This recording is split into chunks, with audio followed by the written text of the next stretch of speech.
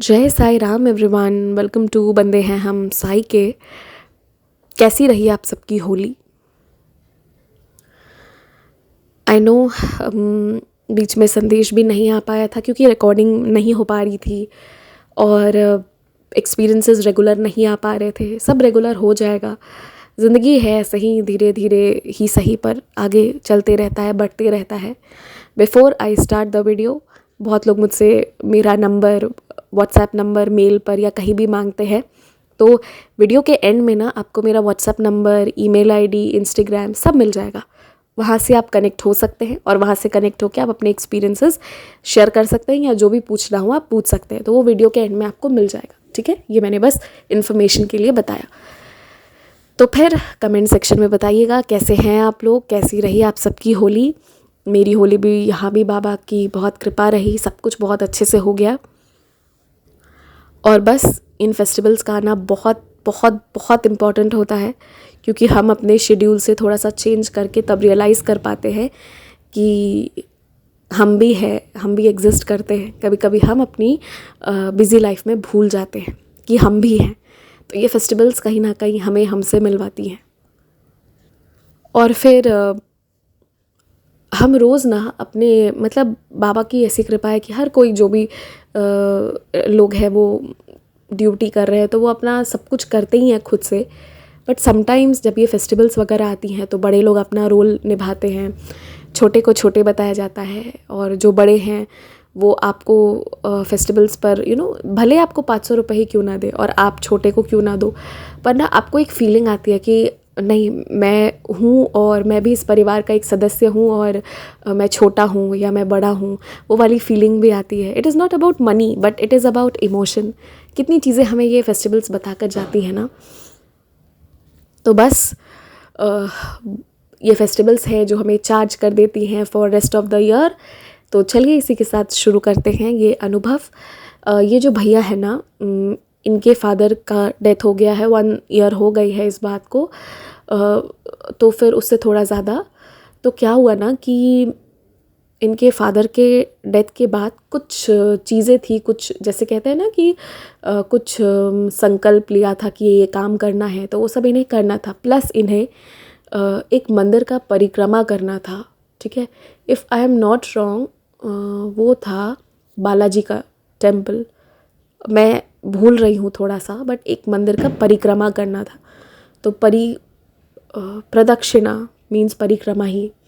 तो वो करने के लिए आपको चलना है और जो बड़े टेम्पल्स होते हैं उसमें ज़्यादा दूर चलना पड़ता है। अभी कैसी बाबा की लीला होती है, भैया की परीक्षा बाबा खूब खूब लेते हैं, लेकिन बाबा बता देते हैं कि देख, मैं तेरे साथ हूँ।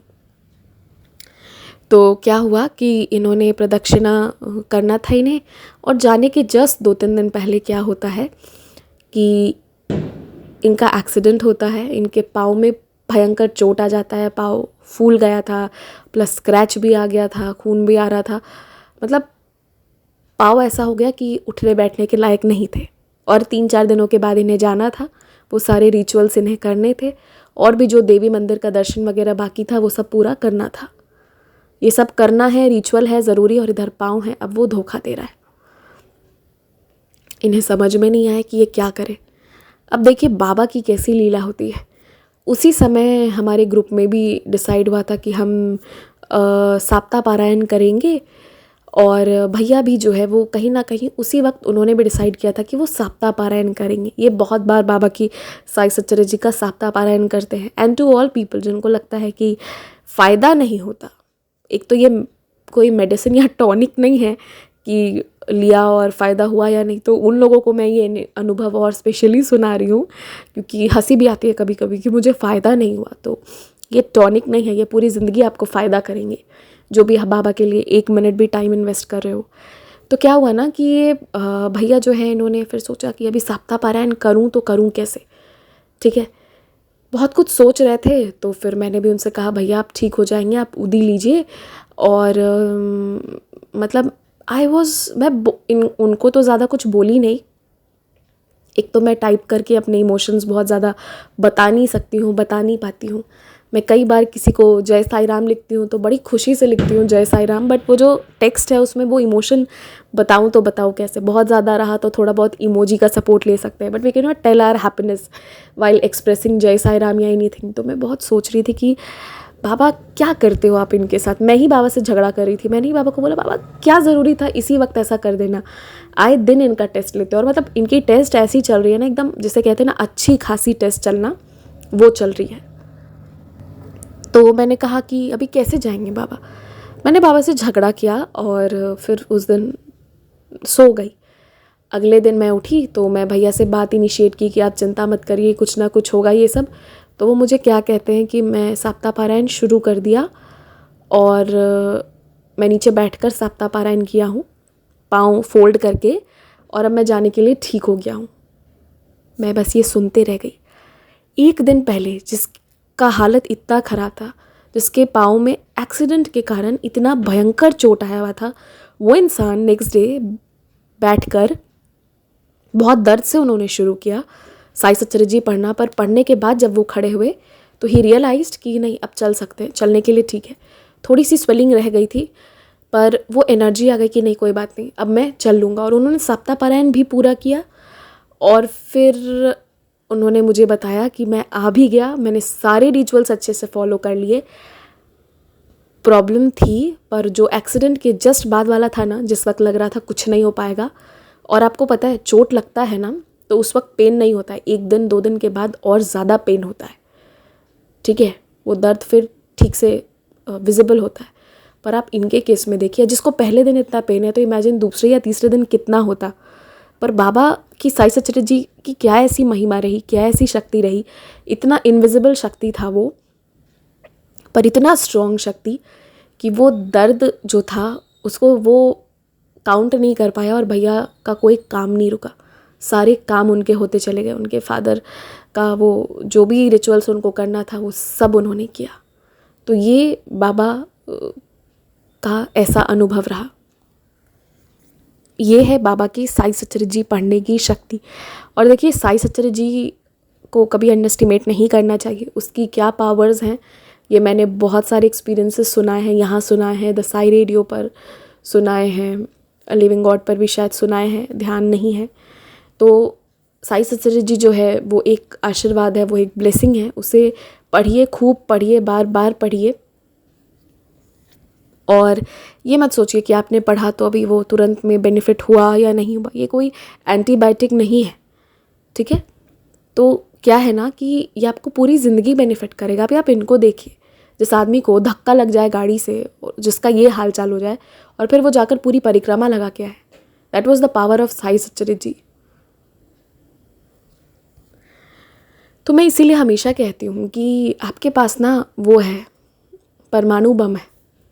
चाहे कोई कुछ भी कर रहा हो, चाहे चैलेंज कैसा भी आ गया, आप अपना हथियार उठाइए, आप साई सच्चरित जी पढ़िए। प्रॉब्लम की इतनी औकात है, वो टिक पाएगा? कभी नहीं, ऐसा हो ही नहीं सकता, मैं मान ही नहीं सकती। बाबा की साई सच्चरित जी में बहुत शक्ति है। आप ज़्यादा नहीं पढ़ सकते, 1 लाइन पढ़कर सोना शुरू कीजिए, पर पढ़िए। और जिन लोगों को ध्यान नहीं कर पाते हैं ना, जो कॉन्सेंट्रेट नहीं कर पाते हैं, उनसे मैं कहूँगी आप बाबा का नाम जाप लिखिए, साई साई साई सजा सजा के पेपर में अच्छे से लिखिए। और काउंट मत करिए। जो काउंट करने की लॉजिक बताते हैं मुझे ज़्यादा समझ में नहीं आता, but I do not agree to that कि ये काउंट करना ये सब मुझे नहीं पता।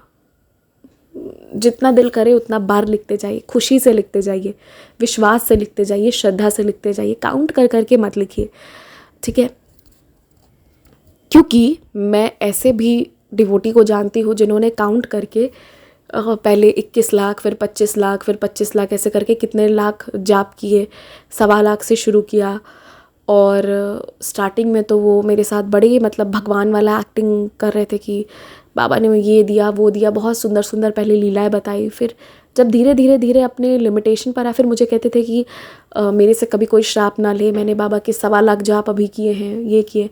तो स्टार्टिंग में मैं थोड़ा डर जाती थी कि अरे देवा इतने ज़्यादा जाप किया, इतना कुछ करा है।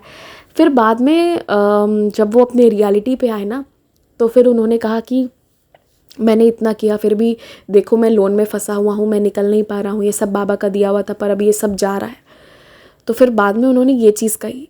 तो फिर मैंने एक चीज़ रियलाइज़ की ना कि वो सिर्फ काउंटिंग पे ध्यान देते थे कि उन्होंने 1.25 लाख जाप किया या 1 करोड़ या 1.5 करोड़ जाप कर लिया या 2 करोड़ कर लिया, वो बताते थे प्रॉपर। और स्टार्टिंग में मुझे वो लगता था, मैं तो थी ही ना, एक नंबर की बेवकूफ़ थी स्टार्टिंग में। तो मुझे लगता था कि अरे बाप रे, ये लोग बहुत बड़े वाले भक्त हैं, ये है वो है। फिर विथ टाइम जो है बाबा ने इतने लोगों से मिलवाया, इतने फ्लेवर्स मिले ना कि सब समझ में आ गया। और फिर तब मुझे ये चीज़ बाबा ने रियलाइज़ करवाई कि देख लो, उससे ज़्यादा जाप तो शायद तुमने नहीं किया होगा, लेकिन उसके पास सुकून शांति नहीं है। क्यों नहीं है? क्योंकि वो काउंटिंग पे थे। तो जो लोग काउंटिंग पे डिपेंडेंट होते हैं ना, रही बाबा आपको काउंट करके आशीर्वाद नहीं देते हैं ना, ये बात तो जानते हो। फिर क्या मैं बार बार दोहराऊँ? बस प्यार कीजिए उनसे। आप बस थोड़ा सा प्यार करके देखिए, वो सब संभाल देंगे, सच में सब संभालेंगे। मुझ पर विश्वास नहीं है, आजमा कर देख लीजिए। जय साईं राम।